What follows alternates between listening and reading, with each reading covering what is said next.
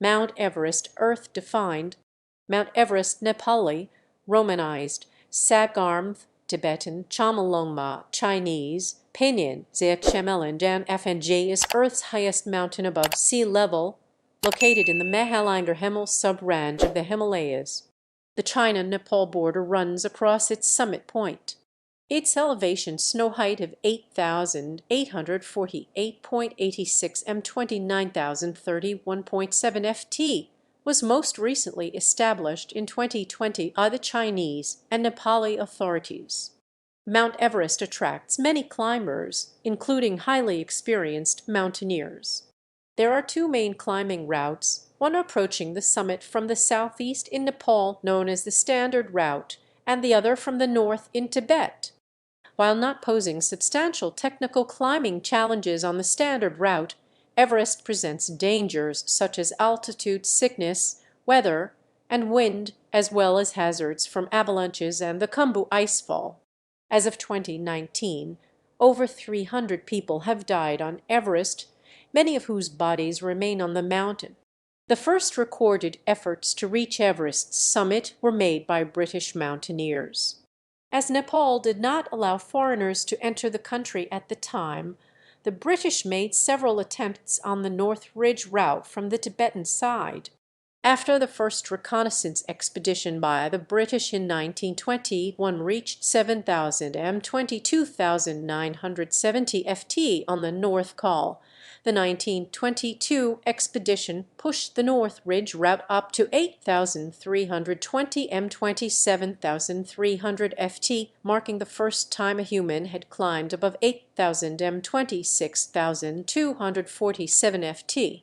The 1924 expedition resulted in one of the greatest mysteries on Everest to this day. George Mallory and Andrew Irvine made a final summit attempt on 8 June, but never returned, sparking debate as to whether they were the first to reach the top.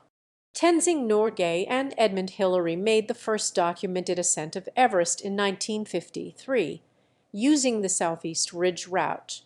Norgay had reached 8,595 m 28,199 ft the previous year as a member of the 1952 Swiss expedition. The Chinese mountaineering team of Wang Fuzhou, Ganpo, and Qin Hua made the first reported ascent of the peak from the North Ridge on 25 May 1960. Surveys. 19th century surveys. In 1802, the British began the Great Trigonometric Survey of India to fix the locations, heights, and names of the world's highest mountains. Starting in southern India, the survey teams moved northward using giant theodolites, each weighing 500 kg, 1100 lb, and requiring 12 men to carry, to measure heights as accurately as possible. They reached the Himalayan foothills by the 1830s, but Nepal was unwilling to allow the British to enter the country due to suspicions of their intentions. Several requests by the surveyors to enter Nepal were denied. The British were forced to continue their observations from Tehri, a region south of Nepal which is parallel to the Himalayas. Conditions in Tehri were difficult because of torrential rains and malaria. 3 survey officers died from malaria while 2 others had to retire because of failing health. Nonetheless, in 1847, the British continued the survey and began detailed observations of the Himalayan peaks from observation stations up to 240 km 150 mi distant. Weather restricted work to the last 3 months of the year. In November 1847, Andrew Waugh, the British Surveyor General of India, made several observations from the Sawajpur station at the east end of the Himalayas. Kangchenjunga was then considered the highest peak in the world, and with interest he noted a peak beyond it about 230 km 140 mi away. John Armstrong, one of Waugh's subordinates, also saw the peak from a site farther west and called it Peak B. Waugh would later write that the observations indicated that Peak B was higher than Kangchenjunga, but given the great distance of the observations, closer observations were required for verification. The following year, Waugh sent a survey official back to Terry to make closer observations of Peak B, but clouds thwarted his attempts. In 1849, Waugh dispatched James Nicholson to the area, who made two observations from Dural, 190 km 120 mi away. Nicholson then took the largest theodolite and headed east, obtaining over 30 observations from 5 different locations, with the closest being 174 km 108 mi from the peak.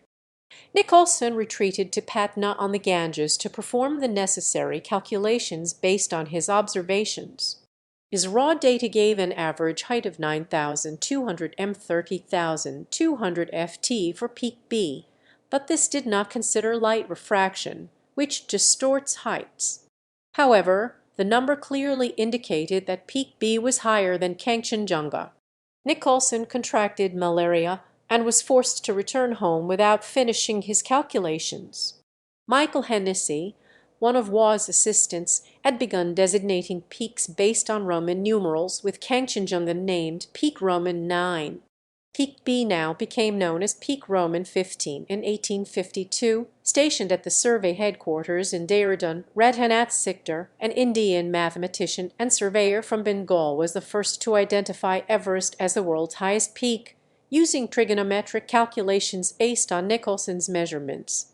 An official announcement that Peak Roman 15 was the highest was delayed for several years as the calculations were repeatedly verified. Waugh began work on Nicholson's data in 1854, and along with his staff spent almost 2 years working on the numbers, having to deal with the problems of light refraction, barometric pressure, and temperature over the vast distances of the observations. Finally, in March 1856, he announced his findings in a letter to his deputy in Calcutta. Kangchenjunga was declared to be 8,582 m 28,156 ft, while Peak Roman 15 was given the height of 8,840 m 29,002 ft. Waugh concluded that Peak Roman 15 was most probably the highest in the world. Peak Roman 15 measured in feet was calculated to be exactly 29,000 ft 8,839.2 m high, but was publicly declared to be 29,002 ft 8,839.8 m in order to avoid the impression an exact height of 29,000 feet 8,839.2 m was nothing more than a rounded estimate. Waugh is sometimes playfully credited with being the first person to put 2 feet on top of Mount Everest. 20th century surveys. In 1856, Andrew Waugh announced Everest, then known as Peak Roman 15, as 8,840 m 29,002 ft high after several years of calculations based on observations made by the Great Trigonometric Survey. In 1955, the elevation of 8,848 m 29,029 ft was first determined by an Indian survey made closer to the mountain, also using theodolites. In 1975 it was subsequently reaffirmed by a Chinese measurement of 8,848.13 m 29,029.30 ft. In both cases, the snowcap, not the rockhead, was measured. The 8,848 m 29,029 ft height given was officially recognized by Nepal and China. Nepal planned a new survey in 2019 to determine if the April 2015 Nepal earthquake affected the height of the mountain. In May 1999, an American Everest expedition directed by Bradford Washburn anchored a GPS unit into the highest bedrock. A rockhead elevation of 8,850 m 29,035 ft and a snow/ice elevation 1 m 3 ft higher were obtained via this device. Although as of 2001 it has not been officially recognized by Nepal, this figure is widely quoted. Geode uncertainty casts doubt upon the accuracy claimed by both the 1999 and 2005 Section 21st Century surveys. In 1955, a detailed photorammetric map at a scale of 1/50,000 of the Khumbu region, including the south side of Mount Everest, was made by Erwin Schneider as part of the 1955 International Himalayan Expedition, which also attempted Lhotse. In the late 1980s, an even more detailed topographic map of the Everest area was made under the direction of Bradford Washburn, using extensive aerial photography. 21st Century surveys. On 9 October 2005, after several months of measurement and calculation, the Chinese Academy of Sciences and State Bureau of Surveying and Mapping announced the height of Everest as 8,844.43 m, 29,017.16 ft, with accuracy of plus or minus 0.21 m, 8.3 in, claiming it was the most accurate and precise measurement to date. This height is based on the highest point of rock, and not the snow and ice covering it. The Chinese team measured a snow ice depth of 3.5 m, 11 ft, which is in agreement with a net elevation of 8,848 m, 29,029 ft. An argument arose between China and Nepal as to whether the official height should be the rock height 8,844 m, China, or the snow height 8,848 m, Nepal. In 2010, both sides agreed that the height of Everest is 8,848 m, and Nepal recognizes China's claim that the rock height of Everest is 8,844 m. On 8 December 2020, it was jointly announced by the two countries that the new official height is 8,848.86 meters, 29,031.7 ft. It is thought that the plate tectonics of the area are adding to the height and moving the summit northeastwards. Two accounts suggest the rates of change are 4 mm 0.16 in per year vertically and 3 to 6 mm 0.12 to 0.24 in per year horizontally, but another account mentions more lateral movement 7 mm or 1.1 in, and even shrinkage has been suggested. Comparisons. The summit of Everest is the point at which Earth's surface reaches the greatest distance above sea level. Several other mountains are sometimes claimed to be the tallest mountains on Earth. Mauna Kea in Hawaii is tallest when measured from its base. It rises over 10,200 m, 33,464.6 ft when measured from its base on the mid-ocean floor, but only attains 4,205 m, 13,796 ft above sea level. By the same measure of base to summit, Denali in Alaska, also known as Mount McKinley, is taller than Everest as well. Despite its height above sea level of only 6,190 m, 20,308 ft, Denali sits atop a sloping plain with elevations from 300 to 900 m, 980 to 2950 ft, yielding a height above base in the range of 5,300 to 5,900 m, 17,400 to 19,400 ft. A commonly quoted figure is 5,600 m, 18,400 ft. By comparison, reasonable base elevations for Everest range from 4,200 m, 13,800 ft on the south side to 5,200 m, 17,100 ft on the Tibetan Plateau, yielding a height above base in the range of 3,650 to 4,650 m, 11,980 to 15,260 ft. The summit of Chimborazo in Ecuador is 2168 m, 7,113 ft, farther from Earth's center 6,384.4 km 3,967.1 mi than that of Everest 6,382.3 km 3,965.8 mi because the Earth bulges at the equator.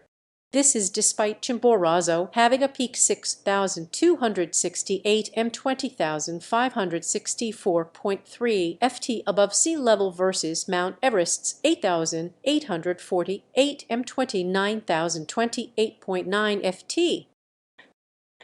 Eob's Geological Heritage Site.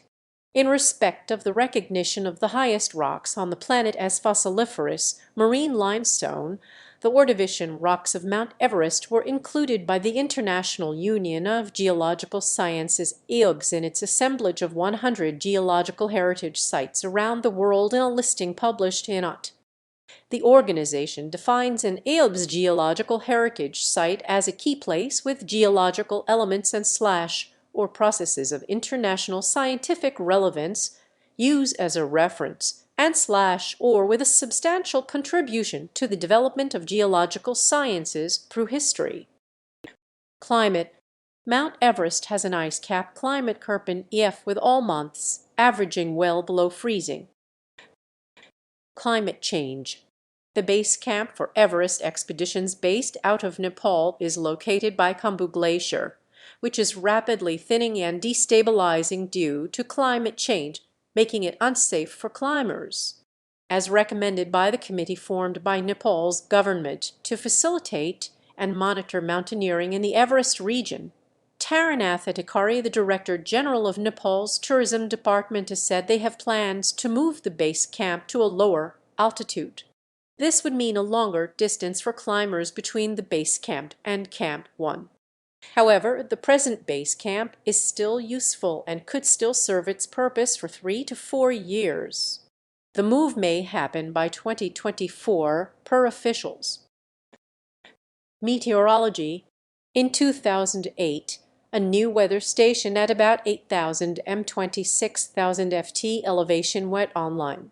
The station's first data in May 2008 were air temperature minus 17 degrees C 1 degrees F, relative humidity 41.3%, atmospheric pressure 382.1 hPa 38.21 kPa, wind direction 260 2.8 degrees, wind speed 12.8 m/s 28.6 mph, 46.1 km/h, global solar radiation 711.9 watts/m2, solar UVA radiation 30.4 W/m2. The project was orchestrated by stations at high altitude for research on the environment SHARE, which also placed the Mount Everest webcam in 2011. The solar-powered weather station is on the south kernel. Mount Everest extends into the upper troposphere and penetrates the stratosphere. The air pressure at the summit is generally about 1/3 what it is at sea level. The altitude can expose the summit to the fast and freezing winds of the jet stream. Winds commonly attain 160 km/h 100 mph. In February 2004, a wind speed of 280 km/h 175 mph was recorded at the summit. These winds can hamper or endanger climbers by blowing them into chasms, or by Bernoulli's principle, by lowering the air pressure further, reducing available oxygen by up to 14%. To avoid the harshest winds, climbers typically aim for a 7 to 10 day window in the spring and fall when the Asian monsoon season is starting up or ending. Expeditions. Because Mount Everest is the highest mountain in the world, it has attracted considerable attention and climbing attempts. Whether the mountain was climbed in ancient times is unknown. It may have been climbed in 1924, although this has never been confirmed, as neither of the men making the attempt returned. Several climbing routes have been established over several decades of climbing expeditions to the mountain. Overview. Everest's first known summiting occurred by 1953, and interest by climbers increased.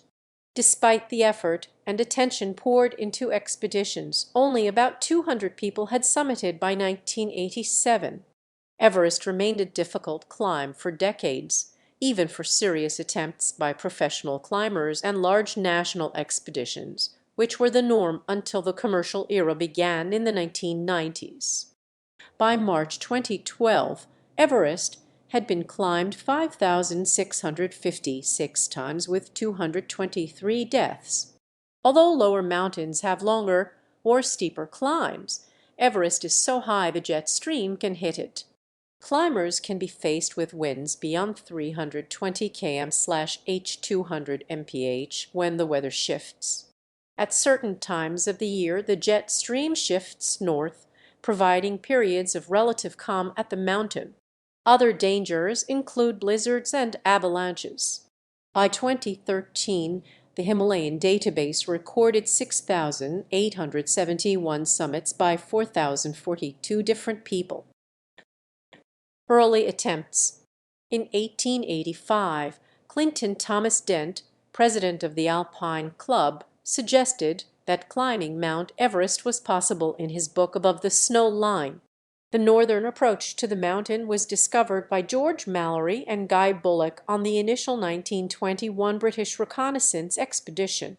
It was an exploratory expedition not equipped for a serious attempt to climb the mountain, with Mallory leading and thus becoming the first European to set foot on Everest's flanks. They climbed the North Col to an altitude of 7,005 meters, 22,982 ft. From there, Mallory espied a route to the top, but the party was unprepared for the great task of climbing any further and descended. The British returned for a 1922 expedition. George Finch climbed using oxygen for the first time. He ascended at a remarkable speed 290 meters 951 ft per hour and reached an altitude of 8,320 m 27,300 ft, the first time a human reported to climb higher than 8,000 m. Mallory and Colonel Felix Norton made a second unsuccessful attempt. The next expedition was in 1924. The initial attempt by Mallory and Geoffrey Bruce was aborted when weather conditions prevented the establishment of Camp VI. The next attempt was that of Norton and Somerville, who climbed without oxygen and in perfect weather, traversing the north face into the Great Couloir. Norton managed to reach 8,550 m 28,050 ft, though he ascended only 30 m 98 ft or so in the last hour. Mallory rustled up oxygen equipment for a last-ditch effort. He chose young Andrew Irvine as his partner on 8 June 1924. George Mallory and Andrew Irvine made an attempt on the summit via the North Col North Ridge Northeast Ridge route, from which they never returned. On 1 May 1999, the Mallory and Irvine research expedition found Mallory's body on the north face in a snow basin below and to the west of the traditional site of Camp VI. Controversy has raged in the mountaineering community whether one or both of them reached the summit 29 years before the confirmed ascent and safe descent of Everest by Sir Edmund Hillary and Tenzing Norgay in 1950. In 1933, Lady Houston, a British millionaire, funded the Houston-Everest flight of 1933, which saw a formation of two airplanes led by the Marquess of Clydesdale fly over the Everest summit. Early expeditions such as Charles Bruce's in the 1920s and Hugh Ruttledge's two unsuccessful attempts in 1933 and 1936 tried to ascend the mountain from Tibet via the north face.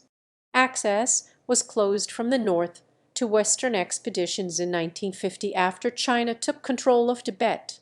In 1950, Bill Tillman and a small party, which included Charles Houston, Oscar Houston, and Betsy Cowles, undertook an exploratory expedition to Everest through Nepal along the route which has now become the standard approach to Everest from the south. The 1952 Swiss Mount Everest expedition, led by Edouard Wyss Dunant, was granted permission to attempt a climb from Nepal.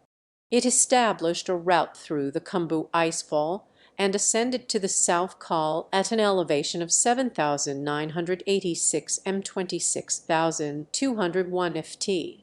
Raymond Lambert and Sherpa Tenzing Norgay were able to reach an elevation of about 8,595 m 28,199 ft on the southeast ridge, setting a new climbing altitude record.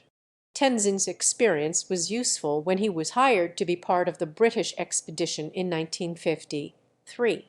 One reference says that no attempt at an ascent of Everest was ever under consideration in this case, although John Hunt, who met the team in Zurich on their return, wrote that when the Swiss expedition just failed in the spring, they decided to make another post-monsoon summit ascent attempt in the autumn, although as it was only decided in June, the second party arrived too late when winter winds were buffeting the mountain.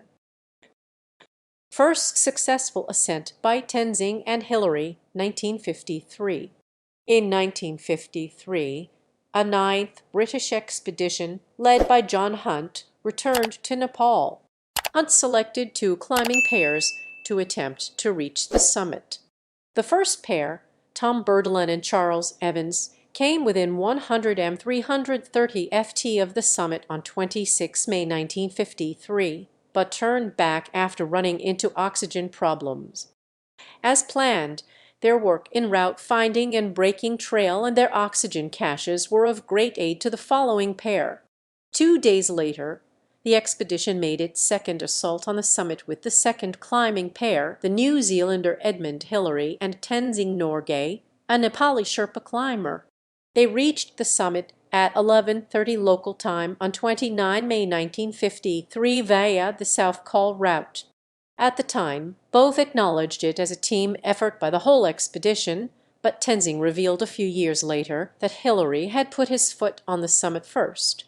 They paused at the summit to take photographs and buried a few sweets and a small cross in the snow before descending. News of the expedition's success reached London on the morning of Queen Elizabeth II's coronation, 2 June.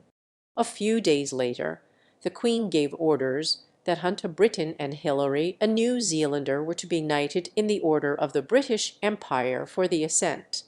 Tenzing, a Nepali Sherpa who was a citizen of India, was granted the George Medal by the UK.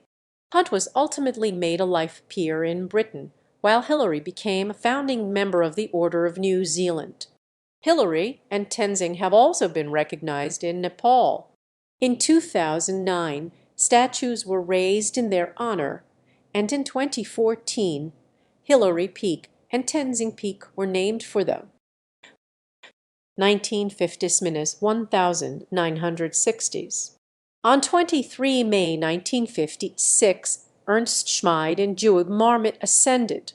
This was followed by Derolf Reist and Hans Rudolf von Gunten on 24 May 1957.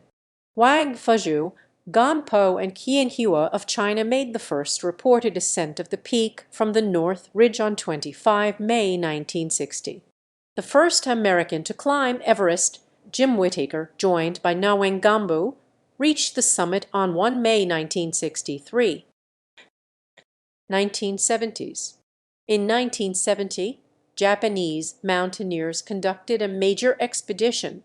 The centerpiece was a large siege-style expedition led by Saburo Matsukata, working on finding a new route up the southwest face. Another element of the expedition was an attempt to ski Mount Everest.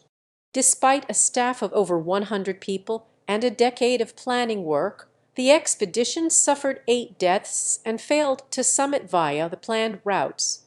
However, Japanese expeditions did enjoy some successes. For example, Yuichiro Miura became the first man to ski down Everest from the South Col. He descended nearly 1,300 vertical meters, 4,200 ft, from the South Col before falling with extreme injuries. Another success was an expedition that put 4 on the summit via the South Col route. Miura's exploits became the subject of film, and he went on to become the oldest person to summit Mount Everest in 2003 at age 70 and again in 2013 at the age of 80. In 1975, Junko Teibai, a Japanese woman, became the first woman to summit Mount Everest.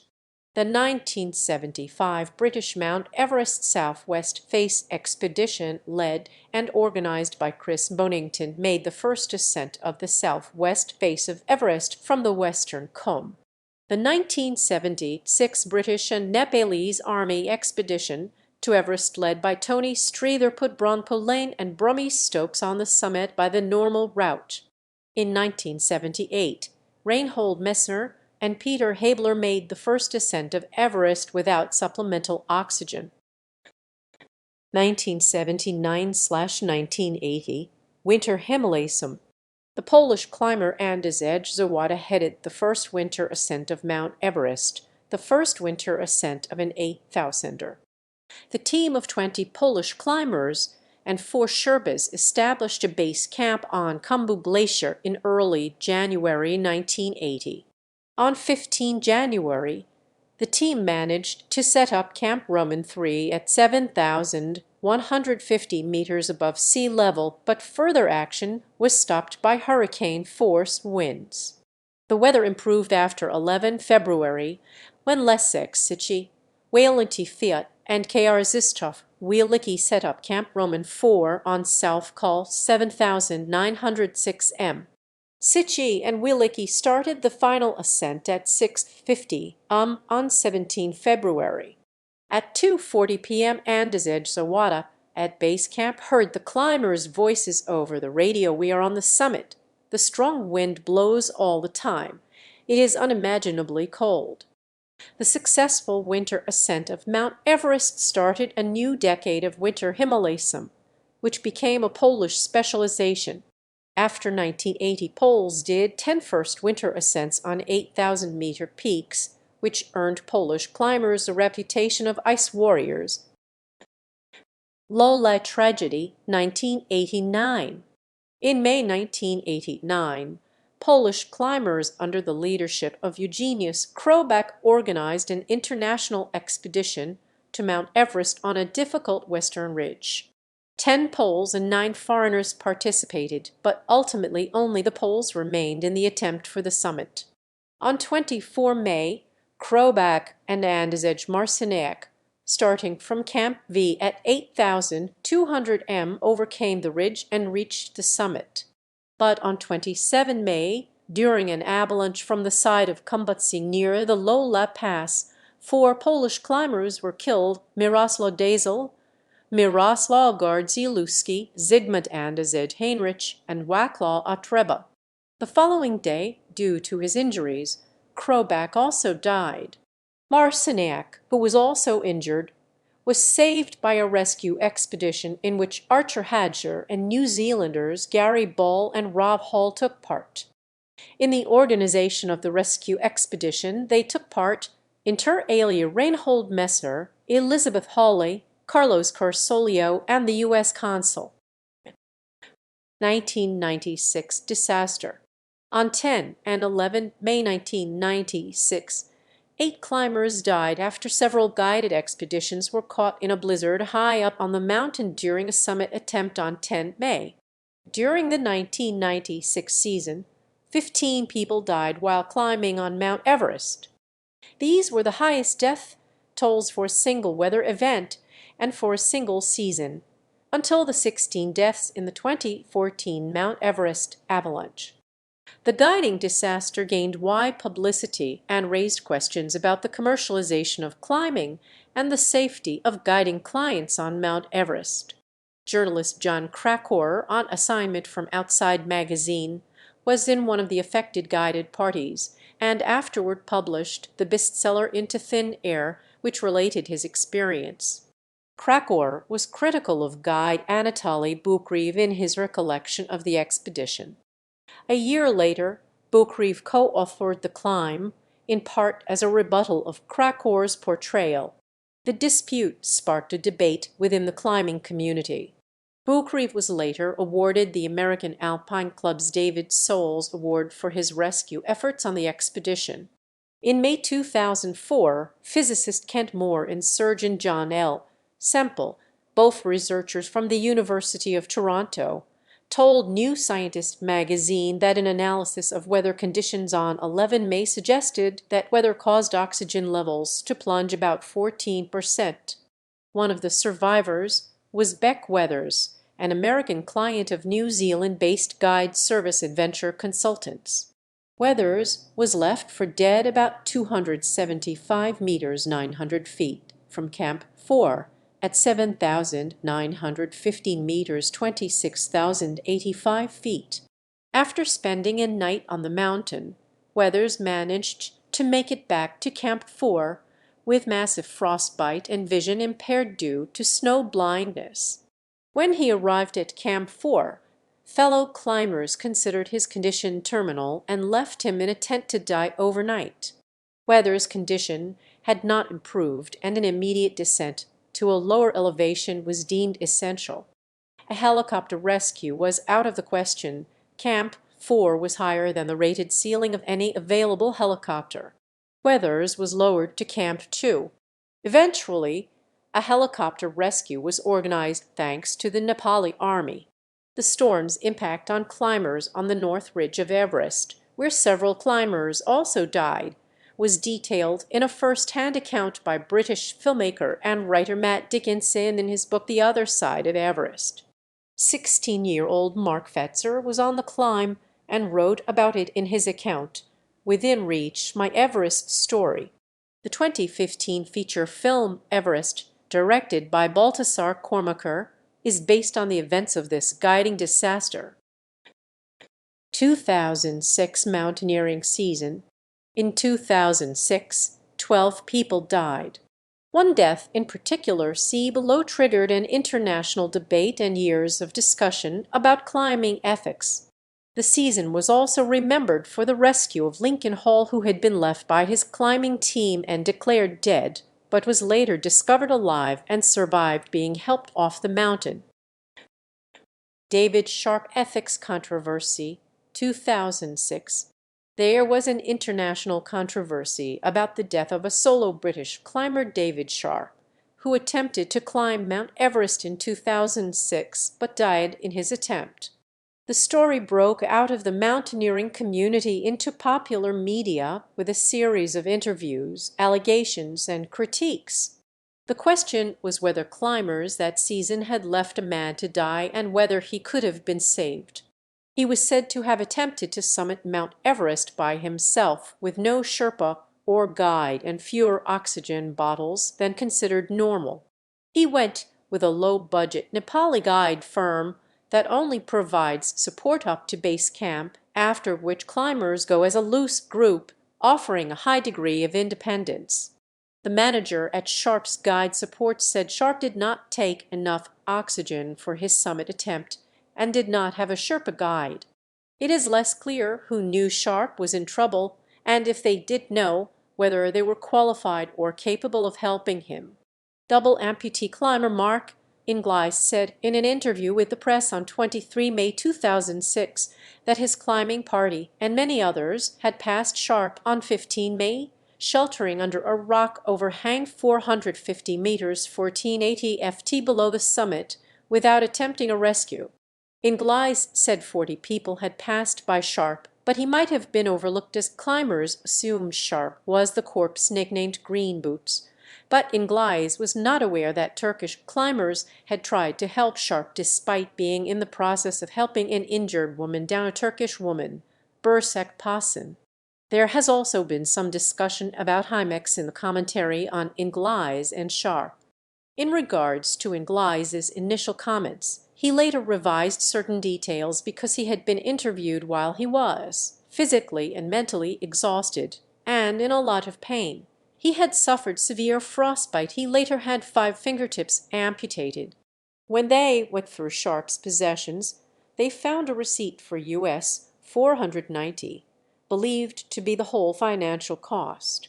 Comparatively, most expeditions are between $5,000 to use Zero plus an additional zero in other expenses that range from gear to bonuses. It was estimated on 14 May that Sharp summited Mount Everest and began his descent down, but 15 May he was in trouble but being passed by climbers on their way up and down. On 15 May 2006, it is believed he was suffering from hypoxia and was about 301,000 ft from the summit on the north side route. Dawa from Aaron Treks also gave oxygen to David and tried to help him move repeatedly for perhaps an hour. But he could not get David to stand alone or even stand to rest on his shoulders, and crying, Dawa had to leave him too. Even with two Sherpas, it was not going to be possible to get David down the tricky sections below. Beck Weathers of the 1996 Mount Everest disaster said that those who are dying are often left behind, and that he himself had been left for dead twice, but was able to keep walking.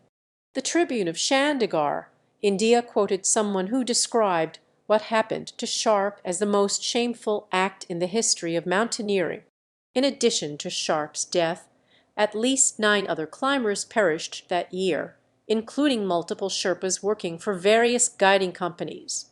You are never on your own. There are climbers everywhere. Much of this controversy was captured by the Discovery Channel while filming the television program Everest, Beyond the Limit.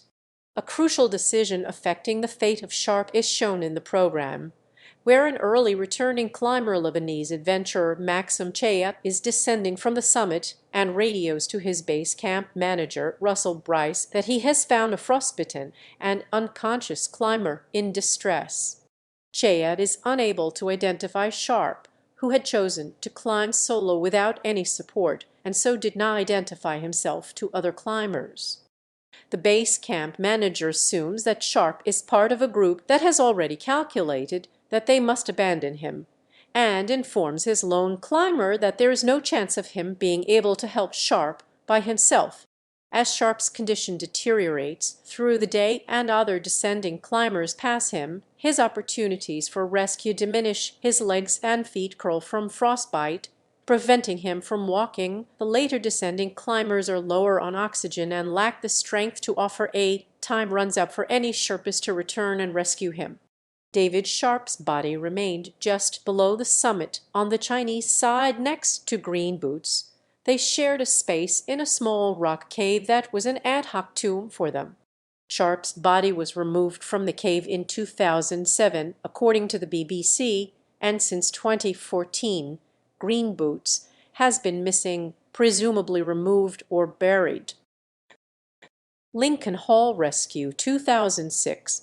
As the Sharp debate kicked off on 26 May 2006, Australian climber Lincoln Hall was found alive after being left for dead the day before. He was found by a party of 4 climbers: Dan Mazur, Andrew Brash, Miles Osborne, and Jangbu Sherpa who, giving up their own summit attempt, stayed with Hall and descended with him and a party of 11 Sherpas sent up to carry him down. Hall later fully recovered. His team assumed he had died from cerebral edema, and they were instructed to cover him with rocks. There were no rocks around to do this, and he was abandoned. The erroneous information of his death was passed on to his family. The next day he was discovered alive by another party. I was shocked to see a guy without gloves, hat, oxygen bottles, or a sleeping bag at sunrise at 28,200 feet, 8,600 m height, just sitting up there. Lincoln greeted his fellow mountaineers with this: "I imagine you are surprised to see me here." Lincoln Hall went on to live for several more years, often giving talks about his near-death experience and rescue, before dying from unrelated medical issues in 2012 at the age of 56, born in 1955. 2007. On 21 May 2007, Canadian climber Megan McGrath initiated the successful high-altitude rescue of Nepali Ushambista. Recognizing this rescue, Major McGrath was selected as a 2011 recipient of the Sir Edmund Hillary Foundation of Canada Humanitarian Award, which recognizes a Canadian who has personally or administratively contributed a significant service or act in the Himalayan region of Nepal. Ascent statistics up to 2010 season. By the end of the 2010 climbing season, there had been 5,104 ascents to the summit by about 3,142 individuals, with 77% of these ascents being accomplished since 2000. The summit was achieved in 7 of the 22 years from 1953 to 1974 and was not missed between 1975 and 2014.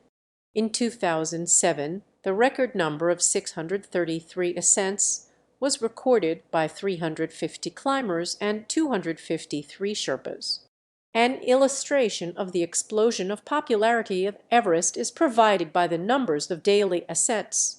Analysis of the 1996 Mount Everest disaster shows that part of the blame was on the bottleneck caused by a large number of climbers, 33 to 36, attempting to summit on the same day.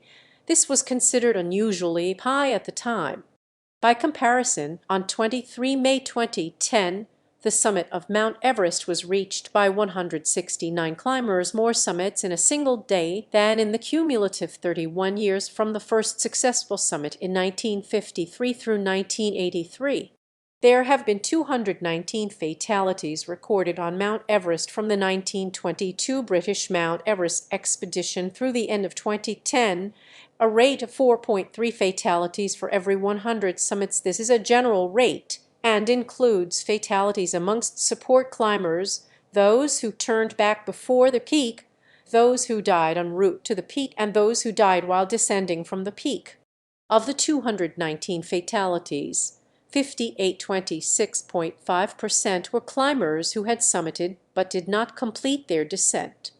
Though the rate of fatalities has decreased since the year 2000, 1.4 fatalities for every 100 summits, with 3,938 summits since 2000, the significant increase in the total number of climbers still means 54 fatalities since 2033 on the northeast ridge, 17 on the southeast ridge, 2 on the southwest face, and 2 on the north face. Nearly all attempts at the summit are done using one of the two main routes. The traffic seen by each route varies from year to year. In 2005-7, more than half of all climbers elected to use the more challenging but cheaper northeast route. In 2008, the northeast route was closed by the Chinese government for the entire climbing season, and the only people able to reach the summit from the north that year were athletes responsible for carrying the Olympic torch for the 2008 Summer Olympics. The route was closed to foreigners once again in 2009 in the run-up to the 50th anniversary of the Dalai Lama's exile. These closures led to declining interest in the north route, and in 2010, two-thirds of the climbers reached the summit from the south. 2010s. The 2010s were a time of new highs and lows for the mountain, with back-to-back disasters in 2013 and 2014 causing record deaths. In 2015, there were no summits for the first time in decades. However, other years set records for numbers of summits. 2013's record number of summiters, around 667, was surpassed in 2018 with around 800 summiting the peak, and a subsequent record was set in 2019 with over 890 summiters. 2014 avalanche and season. On 18 April 2014, an avalanche hit the area just below the base camp 2 at around 10 UTC, 6:30 local time, and at an elevation of about 5,900 meters, 19,400 FT. 16 people were killed in the avalanche, all Nepali guides, and 9 more were injured.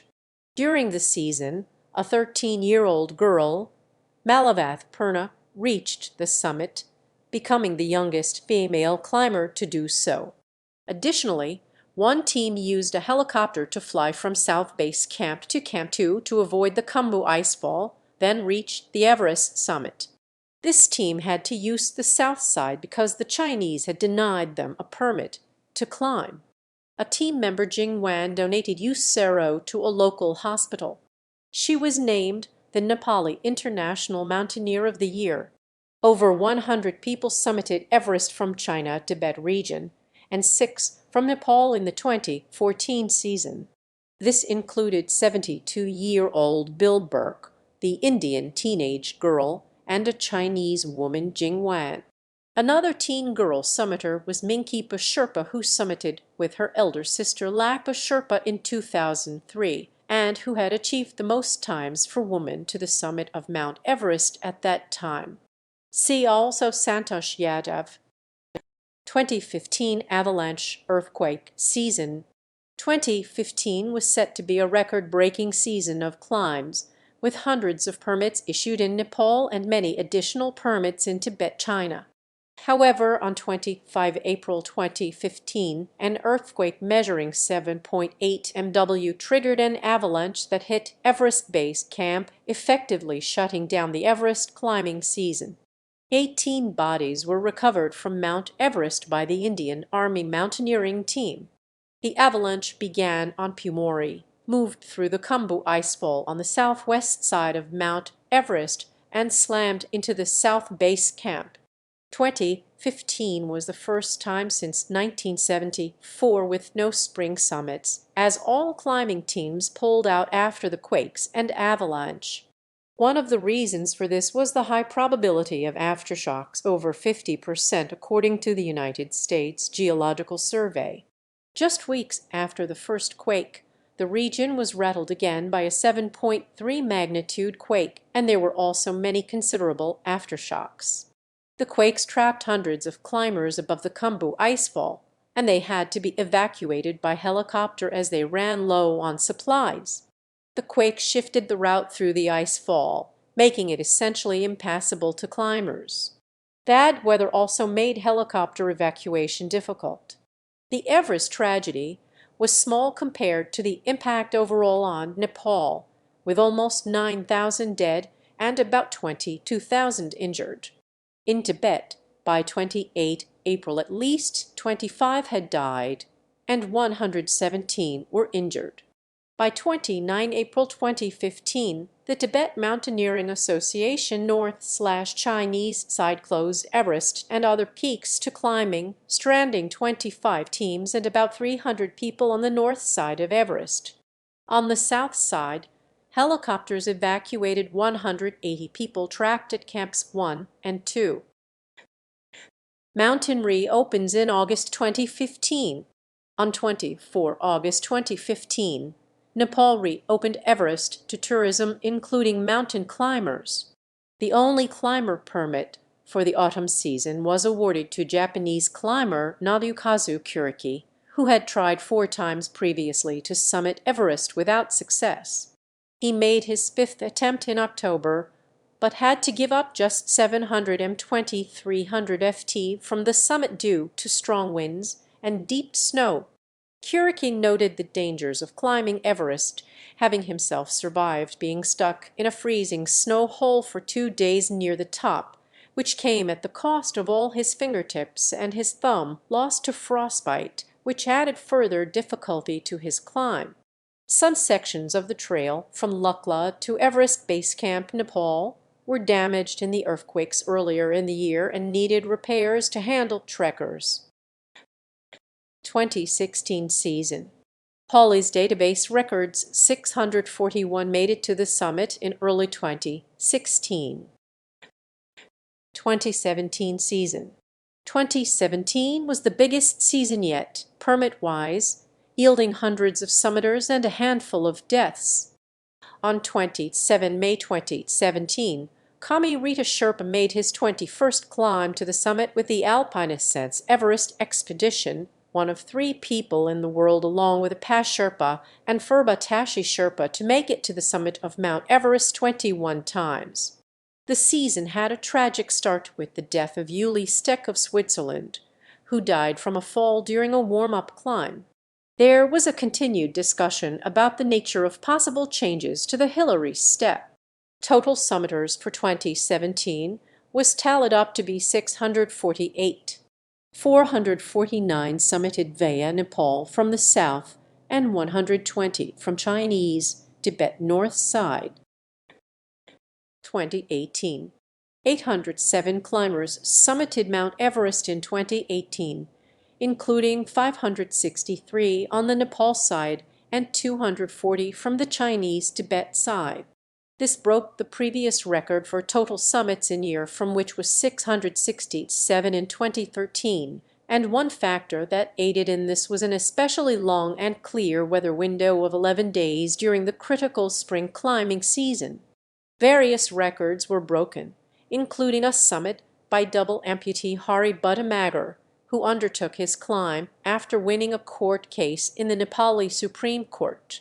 There were no major disasters, but 7 climbers died in various situations, including several Sherpas as well as international climbers.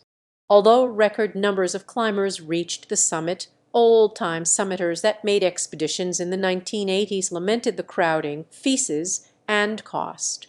Himalayan record keeper Elizabeth Hawley died in late January 2018. Figures for the number of permits issued by Nepal range from 347 to 375. 2019.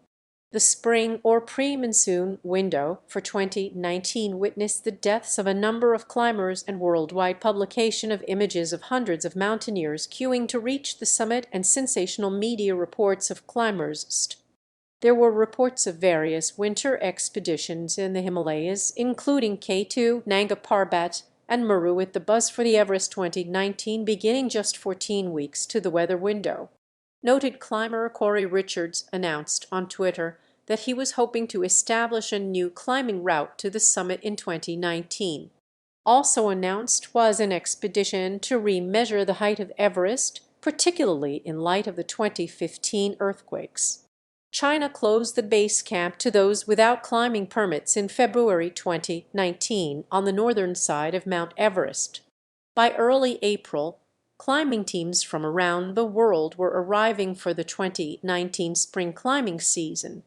Among the teams was a scientific expedition with a planned study of pollution and how things like snow and vegetation influence the availability of food and water in the region.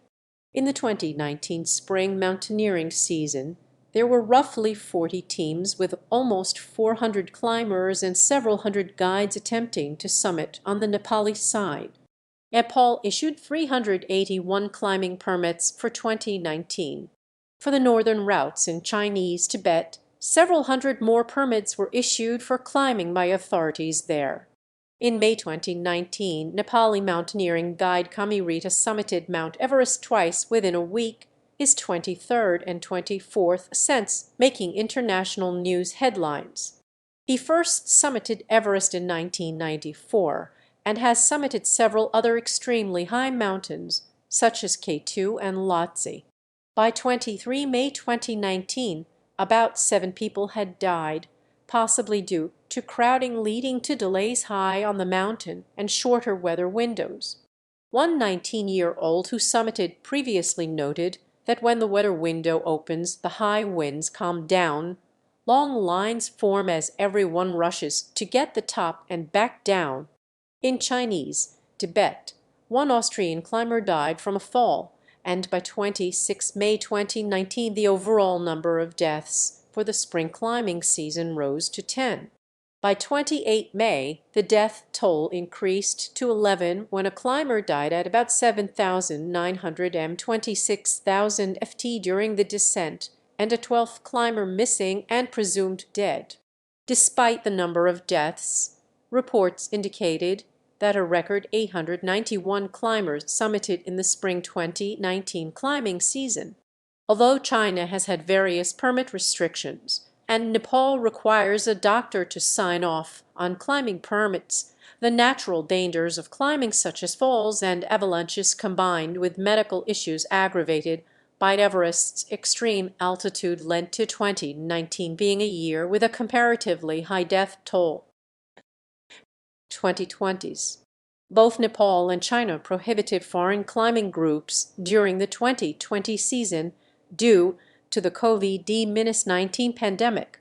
2020 was the third year in this decade after 2014 and 2015, which saw no summits from the Nepal south side. A team of Chinese surveyors climbed Mt.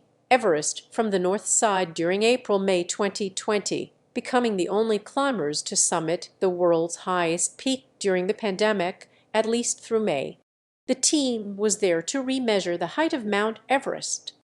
On 12 May 2022, the first all-black team summited Mt. Everest. 7 men and 2 women climbers from the US and Kenya, guided by 8 Sherpas, comprised the expedition. Climbing permits. In 2014, Nepal issued 334 climbing permits, which were extended until 2019 due to the closure. In 2015, Nepal issued 357 permits, but the mountain was closed again because of the avalanche and earthquake, and these permits were given a 2-year extension to 2017. In 2017, a person who tried to climb Everest without the 1,000 permit was caught after he made it past the Khumbu icewall.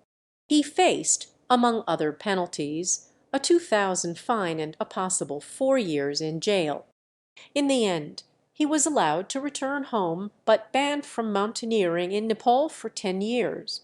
The number of permits issued each year by Nepal is 2008, 160 2009, 220 2010, 209 2011, 225 2012, 208 2013, 316 2014, 326 extended for use through 2019 2015, 356 extended for use through 2017 2016, 289 2017, 366 to 373 2018, 346 2019, 381 2020. 0 no permits issued during the pandemic 2021, 408 current record. The Chinese side in Tibet is also managed with permits for summiting Everest. They did not issue permits in 2008 due to the Olympic torch relay being taken to the summit of Mount Everest. In March 2020, the governments of China and Nepal cancelled all climbing permits for Mount Everest due to the COVID-19 pandemic. In April 2020, a group of Chinese mountaineers began an expedition from the Chinese side. The mountain remained closed on the Chinese side to all foreign climbers. On 10 May 2021, a separation line was announced by Chinese authorities to prevent the spread of coronavirus from climbers ascending Nepal's side of the mountain. Routes. Mount Everest has 2 main climbing routes, the Southeast Ridge from Nepal and the North Ridge from Tibet, as well as many other less frequently climbed routes. Of the 2 main routes, the Southeast Ridge is technically easier and more frequently used. It was the route used by Edmund Hillary and Tenzing Norgay in 1953, and the first recognized of 15 routes to the top by 1996. This was, however, a route decision dictated more by politics than by design, as the Chinese border was closed to the Western world in the 1950s, after the People's Republic of China invaded Tibet. Most attempts are made during May, before the summer monsoon season. As the monsoon season approaches, the jet stream shifts northward, thereby reducing the average wind speeds high on the mountain, while attempts are sometimes made in September and October after the monsoons, when the jet stream is again temporarily pushed northward. The additional snow deposited by the monsoons and the less stable weather patterns at the monsoon's tail end makes climbing extremely difficult. Southeast Ridge. The ascent way of the Southeast Ridge begins with a trek to base camp at 5,380 m 17,700 ft on the south side of Everest in Nepal. Expeditions usually fly into Lukla 2860 m from Kathmandu and pass through Namche Bazaar. Climbers then hike to base camp, which usually takes 6 to 8 days, allowing for proper altitude acclimatization in order to prevent altitude sickness. Climbing equipment and supplies are carried by yaks, Diz-Apkayos yak-cow hybrids, and human porters to base camp on the Khumbu Glacier. When Hillary and Tenzing climbed Everest in 1953, the British expedition they were part of, comprising over 400 climbers, porters, and Sherpas at that point, started from the Kathmandu Valley, as there were no roads further east at that time. Climbers spend a couple of weeks in base camp, acclimatizing to the altitude. During that time, Sherpas and some expedition climbers set up ropes and ladders in the treacherous Khumbu icefall. Seracs, crevices, and shifting blocks of ice make the icefall one of the most dangerous sections of the route. Many climbers and Sherpas have been killed in this section. To reduce the hazard, climbers usually begin their ascent well before dawn, when the freezing temperatures glue ice blocks in place. Above the icefall is Camp I at 6,065 meters, 19,900 ft. From Camp I, climbers make their way up the western comb to the base of the Lhotse face, where Camp Roman 2 or Advanced Base Camp ABC is established at 6,500 m 21,300 ft. The western comb is a flat, gently rising glacial valley marked by huge lateral crevices in the center, which prevent direct access to the upper reaches of the comb. Climbers are forced to cross on the far right, near the base of Nuptse, to a small passageway known as the Nuptse Corner. The western comb is also called the Valley of Silence, as the topography of the area generally cuts off wind from the climbing route. The high altitude and a clear, windless day can make the western comb unbearably hot for climbers. From Advanced Base Camp, climbers ascend the Lhotse face on fixed ropes up to Camp Roman 3, located on a small ledge at 7,470 m 24,500 ft.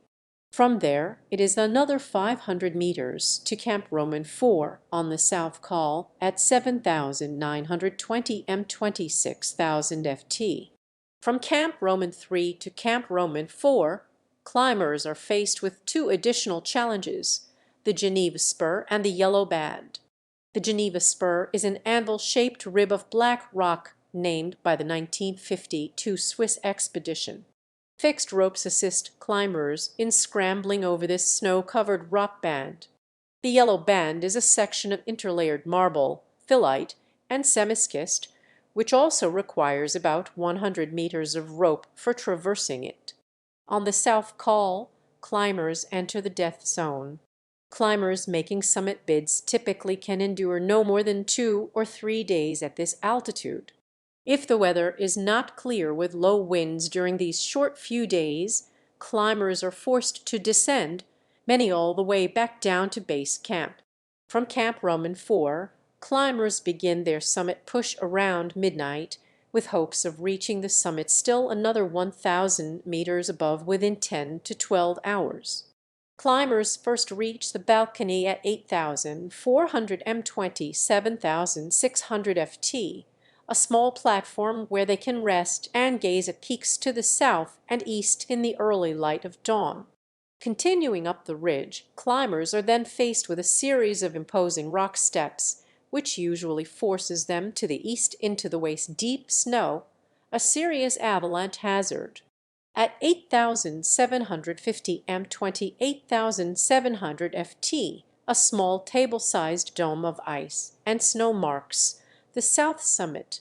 From the south summit, climbers follow the knife-edge southeast ridge along what is known as the Cornice Traverse, where snow clings to intermittent rock. This is the most exposed section of the climb, and a misstep to the left would send one 2,400 m 7,900 ft down the southwest face, while to the immediate right is the 3,050 m 10,010 ft Kangshung face. At the end of this traverse is an imposing 12 m 39 ft rock wall, the Hillary Step, at 8,790 m 28,840 ft. Hillary and Tenzing were the first climbers to ascend this step, and they did so using primitive ice climbing equipment and ropes. Nowadays, climbers ascend this step using fixed ropes previously set up by Sherpas. Once above the step, it is a comparatively easy climb to the top on moderately angled snow slopes, though the exposure on the ridge is extreme, especially while traversing large cornices of snow. With increasing numbers of people climbing the mountain in recent years, the step has frequently become a bottleneck, with climbers forced to wait significant amounts of time for their turn on the ropes, leading to problems in getting climbers efficiently up and down the mountain. After the Hillary step, climbers also must traverse a loose and rocky section that has a large entanglement of fixed ropes that can be troublesome in bad weather. Climbers typically spend less than half an hour at the summit to allow time to descend to Camp Roman 4 before darkness sets in, to avoid serious problems with afternoon weather or because supplemental oxygen tanks run out. North Ridge Route. The North Ridge Route begins from the north side of Everest in Tibet. Expeditions trek to the Rongbuk Glacier, setting up base camp at 5,180 m 16,990 ft on a gravel plain just below the glacier. To reach Camp Roman 2, climbers ascend the medial moraine of the East Rongbuk Glacier up to the base of Changxi at around 6,100 m 20,000 ft. Camp Roman 3 ABC Advanced Base Camp is situated below the North Col at 6,500 m 21,300 ft. To reach Camp Roman 4 on the North Col, climbers ascend the glacier to the foot of the col, where fixed ropes are used to reach the North Col at 7,010 m 23,000 ft. From the North Col, climbers ascend the rocky North Ridge to set up Camp V at around 7,775 m 25,500 ft. The route crosses the north face in a diagonal climb to the base of the yellow band, reaching the site of Camp VI at 8,230 m 27,000 ft.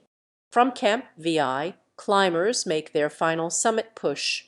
Climbers face a treacherous traverse from the base of the first step, ascending from 8,501 to 8,534 m 27,890 to 28,000 ft, to the crux of the climb, the second step, ascending from 8,577 to 8,626 m 28,140 to 28,300 ft. The second step includes a climbing aid called the Chinese ladder, a metal ladder placed semi-permanently in 1975 by a party of Chinese climbers. It has been almost continuously in place since, and ladders have been used by virtually all climbers on the route.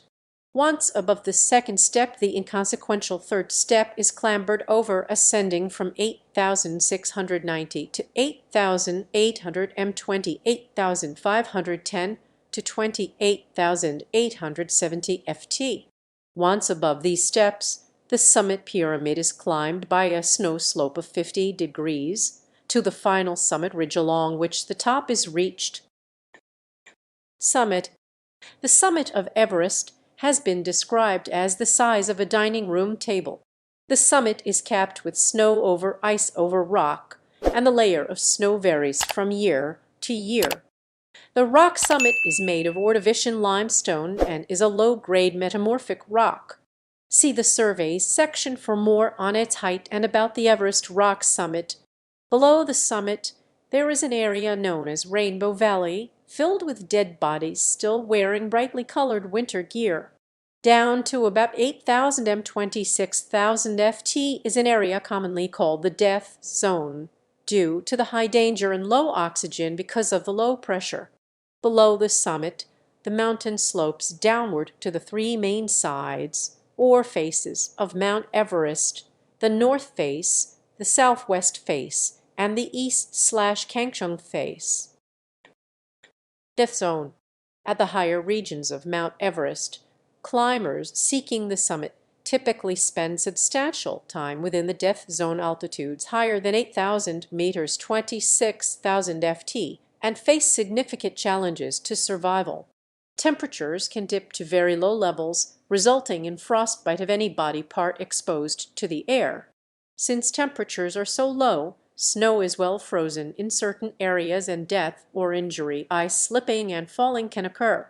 High winds at these altitudes on Everest are also a potential threat to climbers.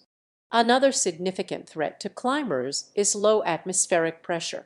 The atmospheric pressure at the top of Everest is about a third of sea level pressure, or 0.333 standard atmospheres, 337 mbar, resulting in the availability of only about a third as much oxygen to breathe.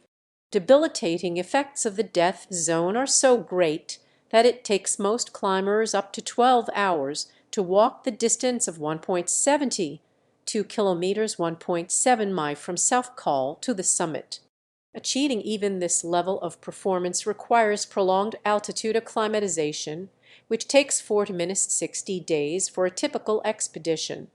A sea level dweller exposed to the atmospheric conditions at the altitude above 8,500 m, 27,900 ft, without acclimatization would likely lose consciousness within 2 to 3 minutes.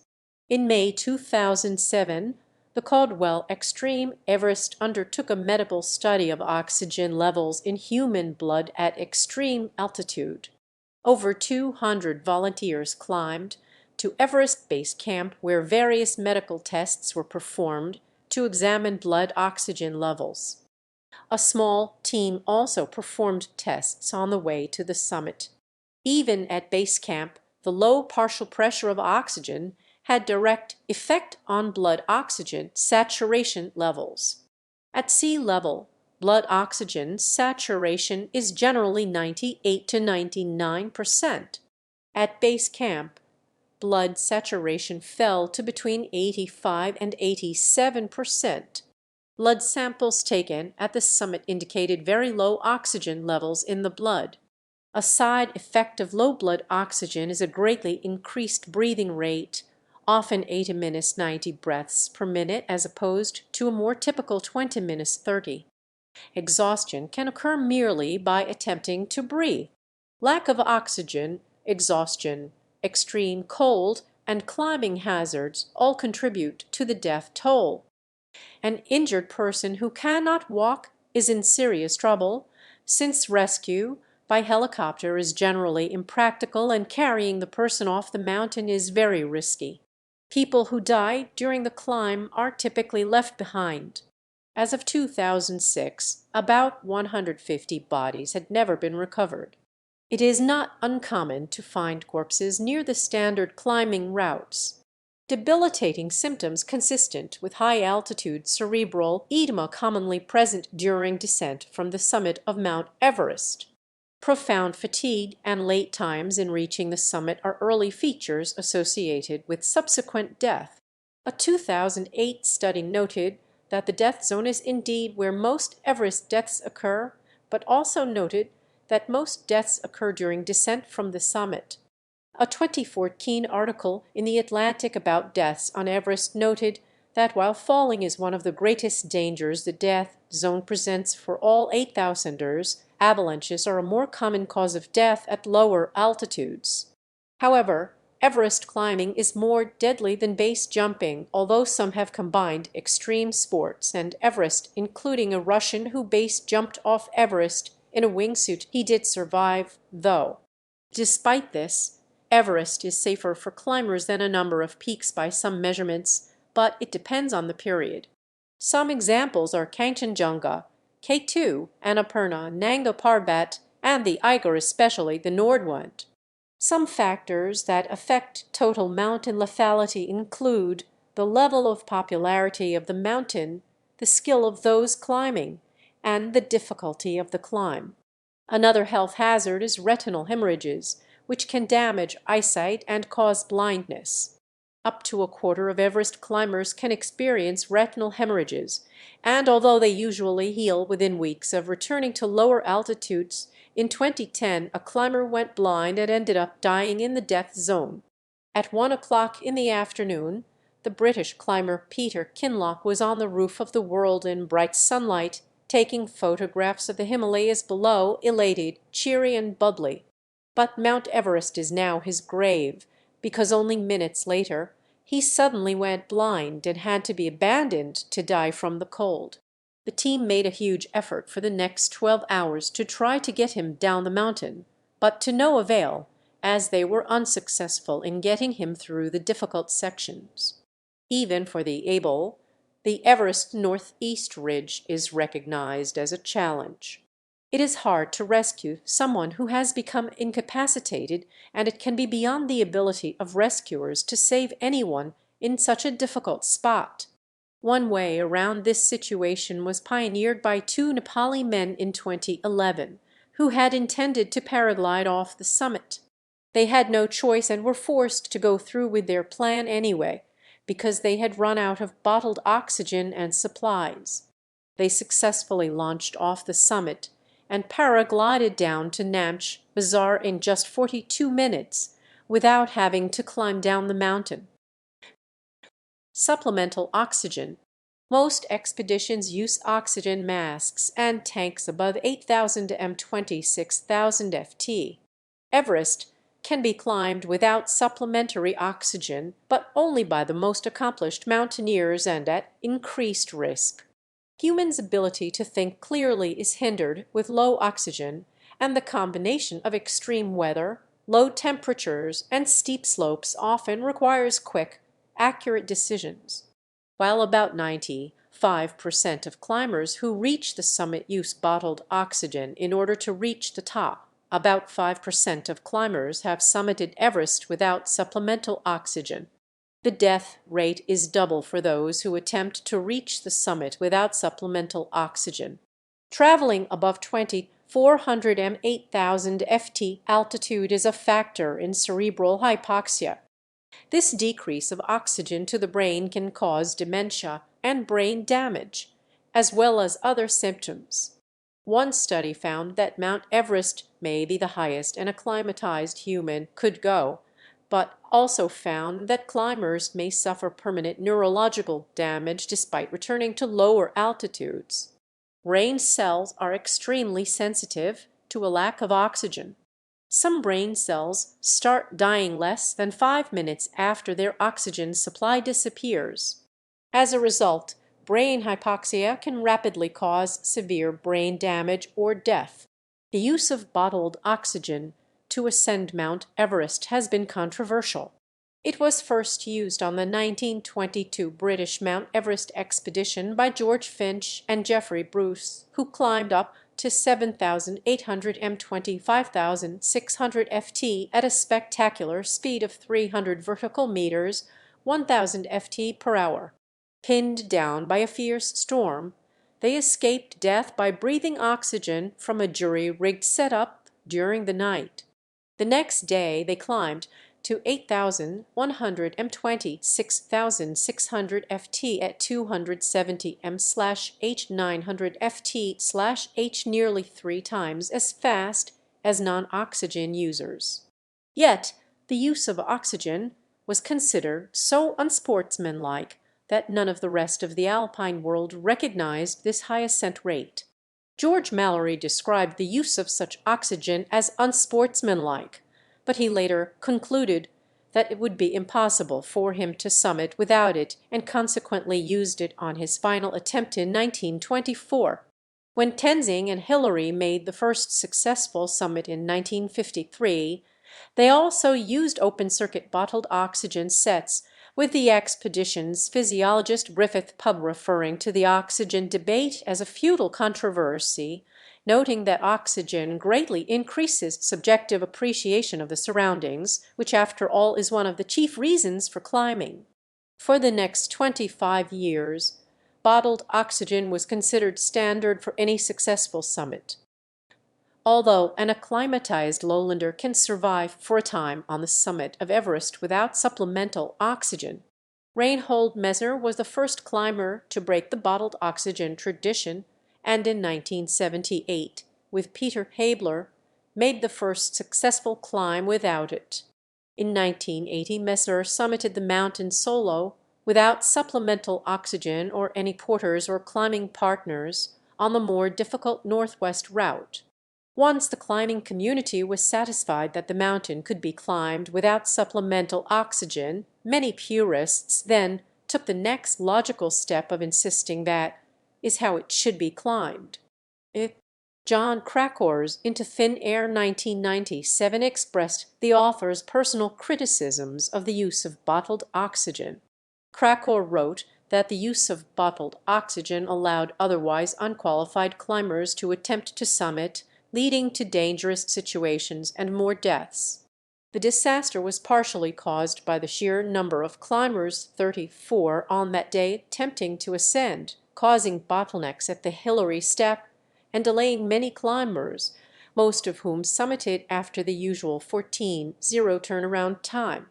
He proposed banning bottled oxygen except for emergency cases, arguing that this would both decrease the growing pollution on Everest many bottles have accumulated on its slopes and keep marginally qualified climbers off the mountain.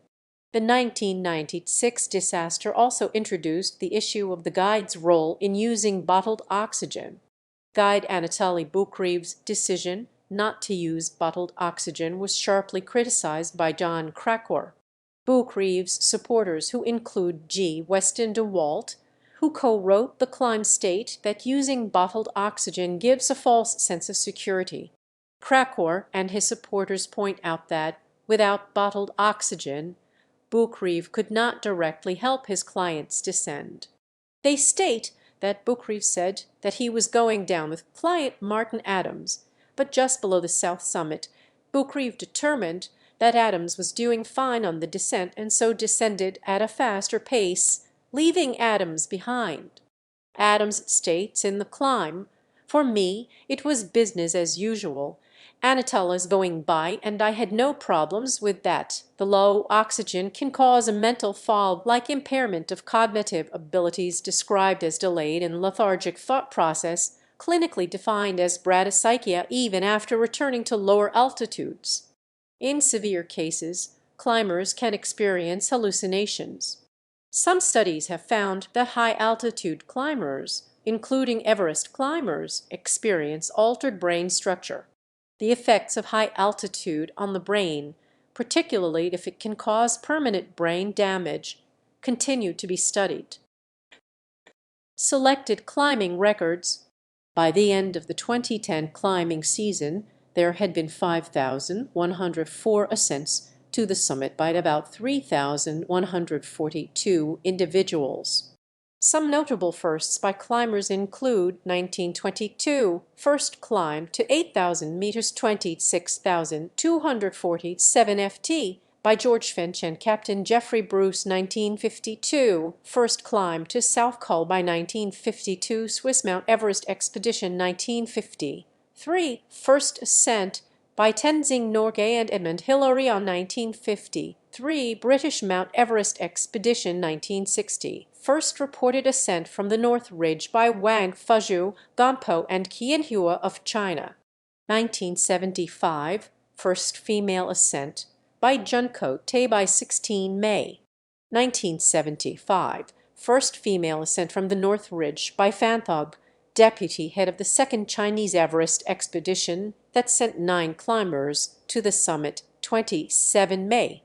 1978 first ascent without supplemental oxygen by Reinhold Messer and Peter Habler. 1978 first solo ascent by France. Opperd. 1980 first winter ascent by Polish National Expedition winter 1979/1980 Leszek Sychy and Kr Zistov Wielicki. 1980 second solo ascent and the first without supplemental oxygen by Reinhold Messer. 1981 third solo ascent by Peter Hackett. 1988 first crossover climb by Chinese, Japanese, and Nepali teams which ascended the peak simultaneously from both the north and south sides of the mountain and descended down the other side.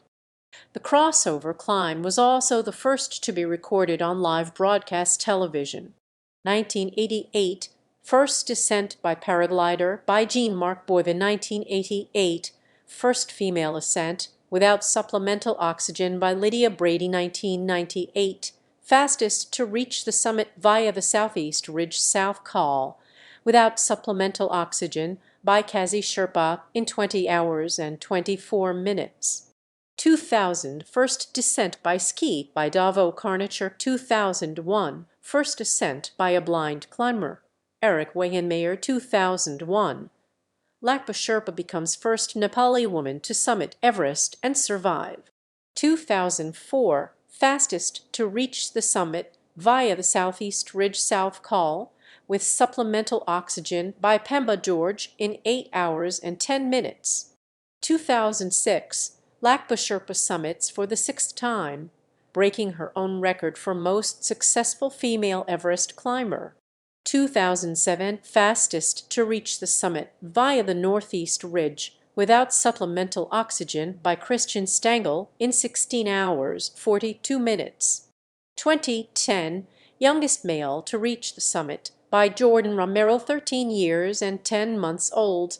2011 most times to reach the summit, Apache Sherpa 21 times, 10 May 1990, 11 May 2011, 2013. Apache Sherpa tied for most times to reach the summit by Furbat Tashi 21 times, 1990, 9 minutes. 2013, Melissa Arnott, American, summits for the 5th time, breaking her own record for most successful summits by any non-Sherpa woman. 2014 youngest female to reach the summit by Malavath Purna, 13 years and 11 months old. 2017 Kami Rita Sherpa of Alpine Ascents reaches 21 ascents to the summit.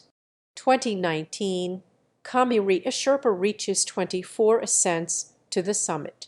2021 Kami Rita Sherpa reaches 25 ascents to the summit. 2022 Kami Rita Sherpa reaches 26 ascents to the summit, and Pasang Dawa Sherpa reaches 25 ascents to the summit.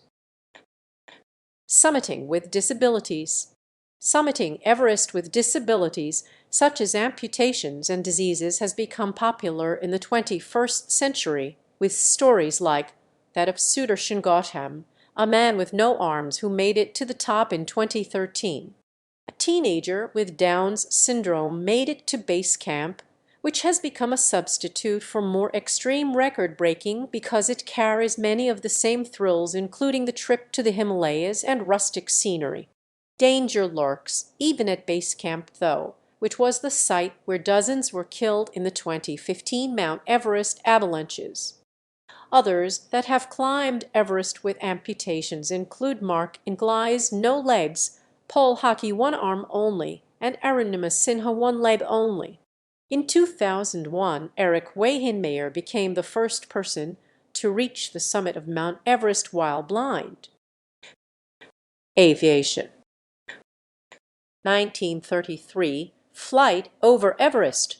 Lucy, Lady Houston, a British millionaire former showgirl, funded the Houston-Everest flight of 1933. A formation of airplanes led by the Marquess of Clydesdale flew over the summit in an effort to photograph the unknown terrain. 1988 first climb and glide. On 26 September 1988, having climbed the mountain via the Southeast Ridge, Jean-Marc Boivin made the first paraglider descent of Everest, in the process creating the record for the fastest descent of the mountain and the highest paraglider flight.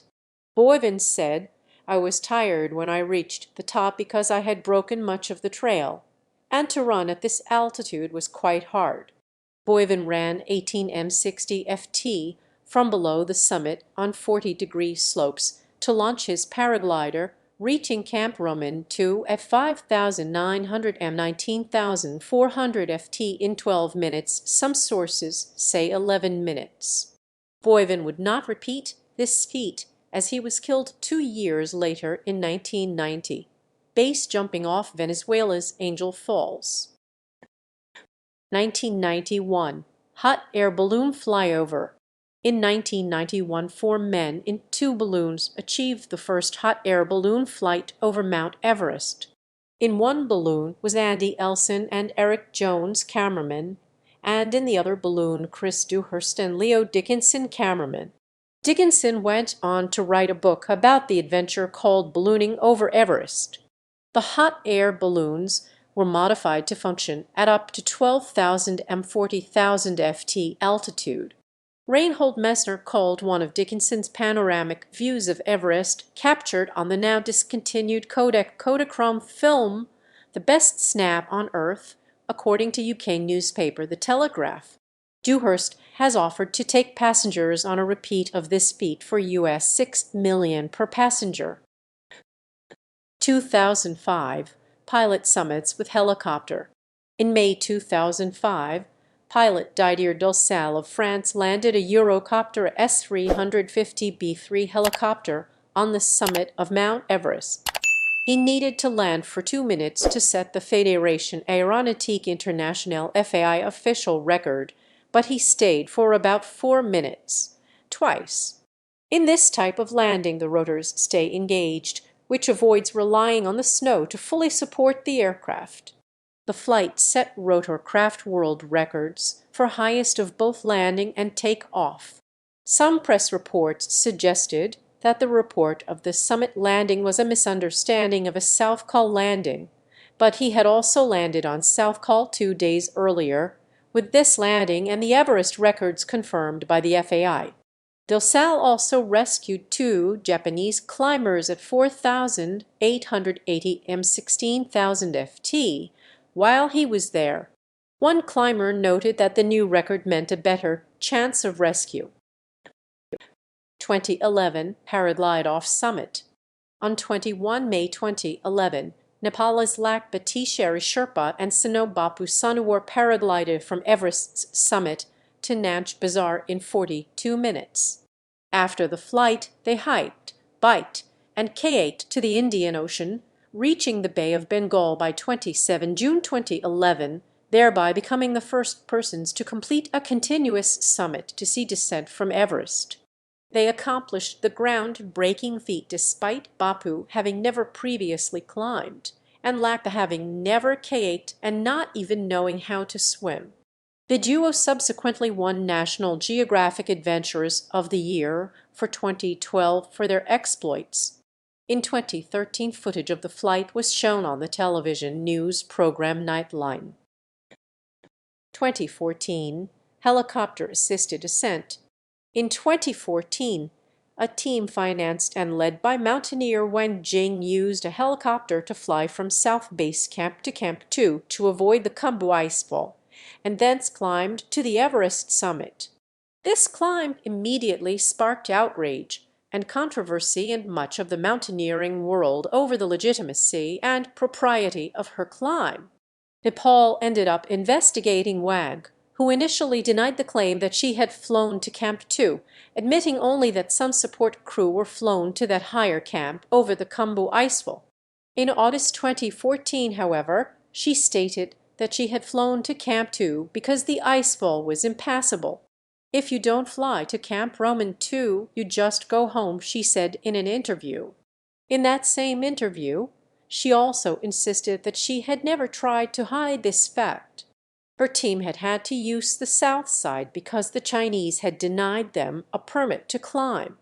Ultimately, the Chinese refusal may have been beneficial to Nepal's interests, allowing the government to showcase improved local hospitals and provided the opportunity for a new hybrid aviation/mountaineering style, triggering discussions about helicopter use in the mountaineering world.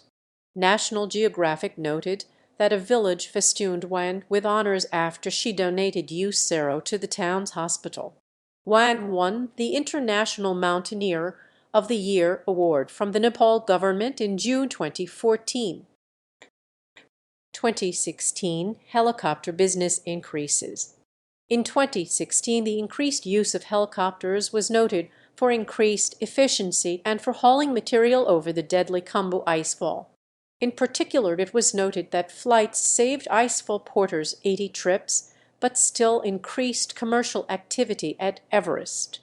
After many Nepalis died in the icefall in 2014, the government had wanted helicopters to handle more transportation to Camp 1, but this was not possible because of the 2015 deaths and earthquake closing the mountain. So this was then implemented in 2016. Helicopters did prove instrumental in rescuing many people in 2015, though. That summer Bell tested the 412th EPI, which conducted a series of tests including hovering at 5,500 m 18,000 ft and flying as high as 6,100 m 20,000 ft altitude near Mount Everest. Commercial climbing. According to John Krakauer, the era of commercialization of Everest started in 1985, when the summit was reached by a guided expedition led by David Brashears that included Richard Bass, a wealthy 55-year-old businessman and an amateur mountain climber with only 4 years of climbing experience. By the early 1990s, several companies were offering guided tours to the mountain. Rob Hall, one of the mountaineers who died in the 1996 disaster, had successfully guided 39 clients to the summit before that incident. 2442 by 2016. Going with a celebrity guide, usually a well-known mountaineer typically with decades of climbing experience and perhaps several Everest summits, can cost over £100,000 sterling as of 2015. However, the service is offered very widely and it is buyer beware when doing deals in Nepal, one of the poorest and least developed countries in the world.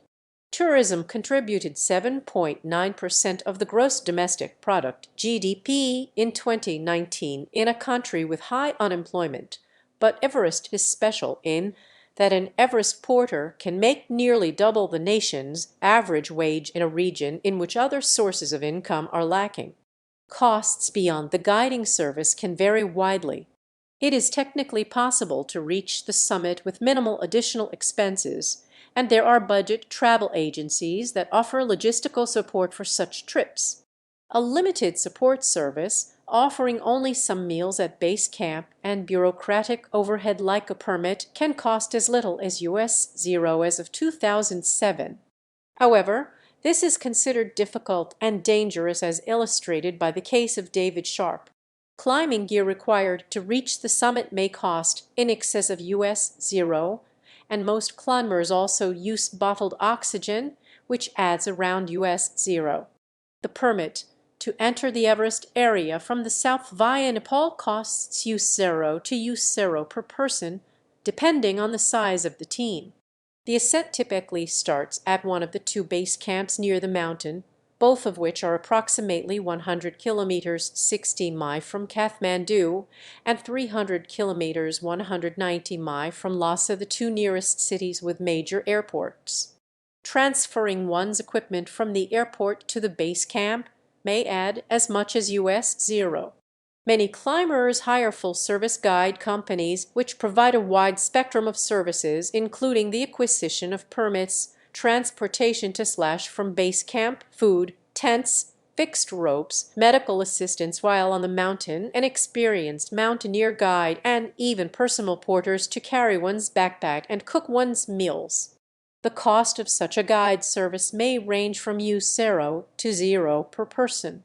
Since most equipment is moved by Sherpas, clients of full-service guide companies can often keep their backpack weights under 10 kilograms 22 lb, or hire a Sherpa to carry their backpack for them. By contrast, climbers attempting less commercialized peaks, like Denali, are often expected to carry backpacks over 30 kilograms 66 lb and occasionally to tow a sled with 35 kilograms 77 lb of gear and food. The degree of commercialization of Mount Everest is a frequent subject of criticism. Janling Tenzing Norgay, the son of Tenzing Norgay, said in a 2003 interview that his late father would have been shocked to discover that rich thrill seekers with no climbing experience were now routinely reaching the summit. You still have to climb this mountain yourself with your feet. But the spirit of adventure is not there anymore. It is lost. There are people going up there who have no idea how to put on crampons. They are climbing because they have paid someone $5,000. It is very selfish. It endangers the lives of others. One example of this is Shreya Shah Chlorfine, who had to be taught how to put on crampons during her summit attempt in 2012. She paid at least $0 to a new guiding company for the trip and died when she ran out of oxygen during the descent after climbing for 27 hours straight, Reinhold Messer concurred in 2004 you could die in each climb, and that meant you were responsible for yourself. We were real mountaineers, careful, aware, and even afraid. By climbing mountains, we were not learning how big we were. We were finding out how breakable, how weak, and how full of fear we are. You can only get this if you expose yourself to high danger.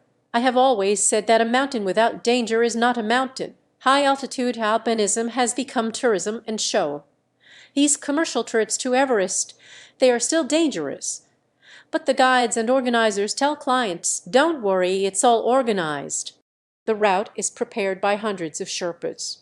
Extra oxygen is available in all camps right up to the summit. People will cook for you and lay out your beds. Clients feel safe and don't care about the risks. By 2015, Nepal was considering to require that climbers have some experience and wanted to make the mountain safer and especially increase revenue. One barrier to this is that low-budget firms make money not taking inexperienced climbers to the summit. Those turned away by Western firms can often find another firm willing to take them for a price that they return home soon after arriving after base camp or part way up the mountain. Whereas a Western firm will convince those they deem incapable to turn back, other firms simply give people the freedom to choose. However, not all opinions on the subject among prominent mountaineers have been strictly negative.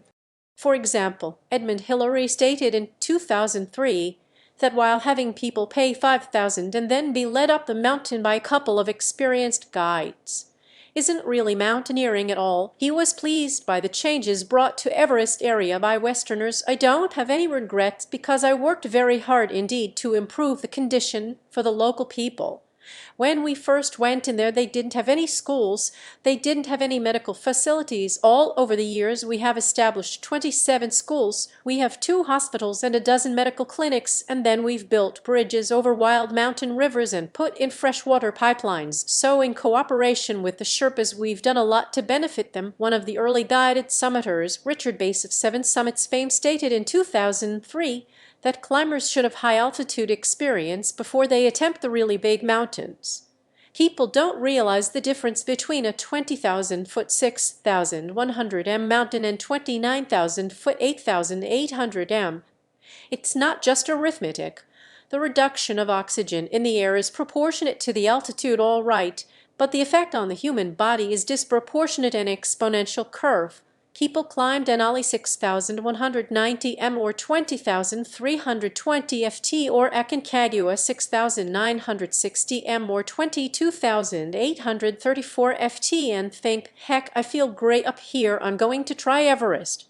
But it's not like that. Thefts and crime. Some climbers have reported life-threatening thefts from supply caches.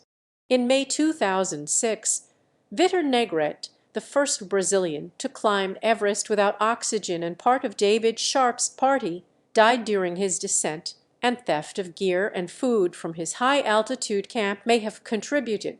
Several members were bullied, gear was stolen, and threats were made against me and my climbing partner, Michael Kotis, making an already stressful situation even more dire, said one climber.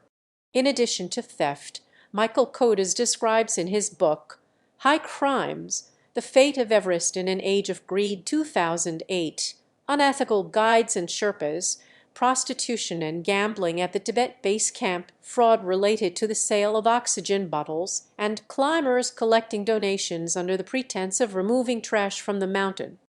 The Chinese side of Everest in Tibet was described as out of control in 2007 after one Canadian had all his gear stolen and was abandoned by his Sherpa.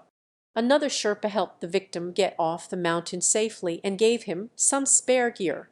Other climbers have also reported missing oxygen bottles, which can be worth hundreds of dollars each. Hundreds of climbers pass by people's tents, making it hard to safeguard against theft. In the late 2010s, the reports of theft of oxygen bottles from camps became more common. 2014 Sherpa strike. On 18 April 2014, in one of the worst disasters to ever hit the Everest climbing community up to that time, 16 Sherpas died in Nepal due to the avalanche that swept them off Mount Everest. In response to the tragedy, numerous Sherpa climbing guides walked off the job, and most climbing companies pulled out in respect for the Sherpa people mourning the loss. Some still wanted to climb, but there was too much controversy to continue that year. One of the issues that triggered the work action by Sherpas was unreasonable client demands during climbs. Extreme sports at Mount Everest. Mount Everest has been host to other winter sports and adventuring besides mountaineering, including snowboarding, skiing, paragliding, and base jumping. Yuichiro Miura became the first man to ski down Everest in the 1970s. He descended nearly 1,300 vertical meters, 4,200 ft, from the South Col before falling, with extreme injuries. Stefan Gatt and Marco Siffredi snowboarded Mount Everest in 2001. Other Everest skiers include Davo Karničar of Slovenia, who completed a top-to-south base camp descent in 2000, Hans Kammerlander of Italy in 1996 on the north side, and Kit des Lauriers of the United States in 2006. In 2006, Swede Thomas Olsen and Norwegian Tormod Granheim skied together down the north face. Olsen's anchor broke while they were rappelling down a cliff in the Norden Couloir at about 8,500 meters, resulting in his death from a 2.5-kilometer fall. Granheim skied down to Camp Roman 3. Also, Marco Siffredi died in 2002 on his second snowboarding expedition.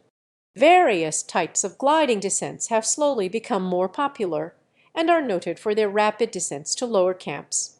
In 1986, Steve McKinney led an expedition to Mount Everest, during which he became the first person to fly a hang glider off the mountain. Frenchman Jean-Marc Boivin made the first paraglider descent of Everest in September 1988, descending in minutes from the southeast ridge to a lower camp. In 2011, two Nepalis made a gliding descent from the Everest summit down 5,000 meters, 16,400 ft in 45 minutes. On 5 May 2013, the beverage company Red Bull sponsored Valery Razov, who successfully base jumped off of the mountain while wearing a wingsuit, setting a record for world's highest base jump in the process. Everest and religion. The southern part of Mount Everest is regarded as one of several hidden valleys of refuge designated by Padmasambhava, a 9th-century lotus-born Buddhist saint. Near the base of the north side of Everest lies Rongbuk Monastery, which has been called the sacred threshold to Mount Everest, with the most dramatic views of the world. For Sherpas living on the slopes of Everest in the Khumbu region of Nepal, Rongbuk Monastery is an important pilgrimage site, accessed in a few days of travel across the Himalayas through Nangpala. Myelang Sengma, a Tibetan Buddhist goddess of inexhaustible giving, is believed to have lived at the top of Mount Everest. According to Sherpa Buddhist monks, Mount Everest is Myelang Sengma's palace and playground, and all climbers are only partially welcome guests, having arrived without invitation. The Sherpa people also believe that Mount Everest and its flanks are blessed with spiritual energy, and one should show reverence when passing through this sacred landscape. Here, the karmic effects of one's actions are magnified, and impure thoughts are best avoided. Waste management. In 2015, the president of the Nepal Mountaineering Association warned that pollution, especially human waste, has reached critical levels. As much as 12,000 kg, 26,500 lb of human excrement each season is left behind on the mountain. Human waste is strewn across the verges of the route to the summit, making the 4 sleeping areas on the route up Everest's south side minefields of human excrement. Climbers above base camp for the 62-year history of climbing on the mountain have most commonly either buried their excrement in holes they dug by hand in the snow, or slung it into crevices, or simply defecated wherever convenient, often within meters of their tents. The only place where climbers can defecate without worrying about contaminating the mountain is base camp. At approximately 518,000 ft, base camp sees the most activity of all camps on Everest because climbers acclimate and rest there. In the late -1990s, expeditions began using toilets that they fashioned from blue plastic 190-liter 50 US gallon barrels fitted with a toilet seat and enclosed. The problem of human waste is compounded by the presence of more anodyne waste, spent oxygen tanks, abandoned tents, empty cans and bottles. The Nepali government now requires each climber to pack out 8 kilograms of waste when descending the mountain. In February 2019, due to the mounting waste problem, China closed the base camp on its side of Everest to visitors without climbing permits. Tourists are allowed to go as far as the Rongbuk Monastery. In April 2019, the Salyu Khambu district's Khambu Pasingbilhamu rural municipality launched a campaign to collect nearly 10,000 kg of garbage from Everest. Context and maps. Nearby peaks include Lhotse, 8,516 m, 27,940 ft, Nuptse, 7,855 m, 25,771 ft, and Changse, 7,580 m, 24,870 ft, among others. Another nearby peak is Khumbatse, and many of the highest mountains in the world are near Mount Everest. On the southwest side, a major feature in the lower areas is the Khumbu Icefall and Glacier, an obstacle to climbers on those routes but also to the base camps. Thank you for watching. Consider supporting the channel, leave a like and subscribe.